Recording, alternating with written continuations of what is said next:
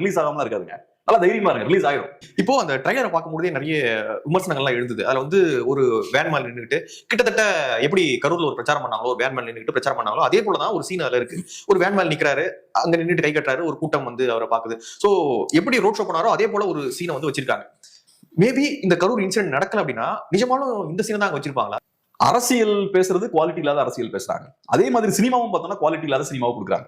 அவரு வண்டி மேல நிக்கிற மாதிரியான ஒரு சீன் இருக்குன்னு கொஞ்சம் மனசுல ஈரம் இருந்தா அந்த ஷாட் நீங்க வச்சிருக்க மாட்டீங்க.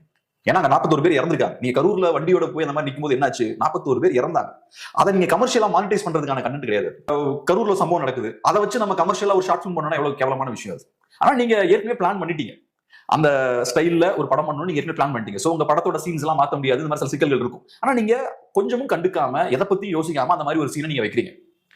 ஆக்சுவலா இப்ப அதை பார்க்கும்போது நமக்கு என்ன தோணுது, 41 பேரோட உயிர் தான் அவங்க ஞாபகத்துக்கு வருது.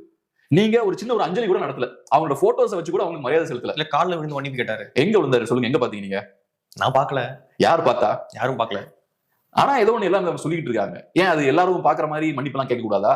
தனியா யாரும் பார்க்காத இடத்துலதான் மன்னிப்பு எல்லாம் கேட்கணுமா? அதுவும் தனியா தான் நீங்க கால் எல்லாம் விழுமா? ஏன் எல்லாரும் முன்னாடியும் மன்னிப்பு கேளுங்க.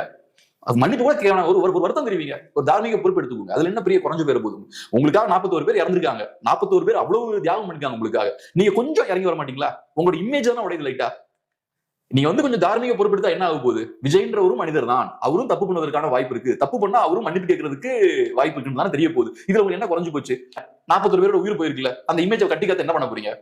சோ அதனால ஒழுங்கான படத்தையும் பண்றது கிடையாது, ஒழுங்கான அரசியலும் பண்றது கிடையாது. இது காட்டக்கூடிய விஷயமே அதுதான். எவ்வளவு இன்சென்சிட்டிவா இருக்காங்க பாருங்க.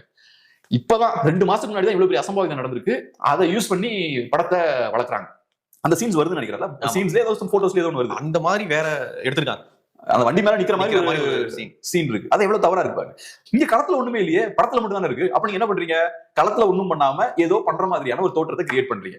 சினிமாவை பண்ணி ப்ரொபகண்டாவை பண்ணி அது வழியா பணத்தையும் சம்பாதிச்சுக்கிறீங்க. எலெக்ஷனுக்கும் அதை யூஸ் பண்ணிக்கிறீங்க. இங்க சிக்கல் இருக்கு. சோ நேத்துக்கும் இன்னைக்குள்ள வித்தியாசம் அதுதான்.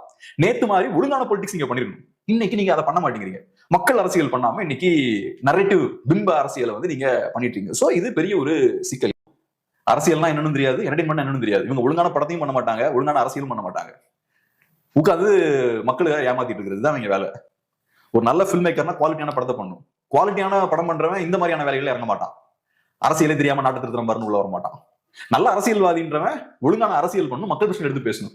அவன் ஃபில்ம் ப்ரொடியூஸ் பண்றான் பாரு, நடிக்கிறேன் பாருன்னு போக மாட்டான். இப்ப நீங்க சொல்ல வரது என்னன்னா, விஜய் வந்து நல்ல படத்தையும் தர மாட்டாரு, நல்ல சினிமாவும் தர மாட்டாரு, நல்ல அரசியலையும் தர மாட்டாரு, அவர் நம்பி போயிடாதீங்க அப்படின்னு.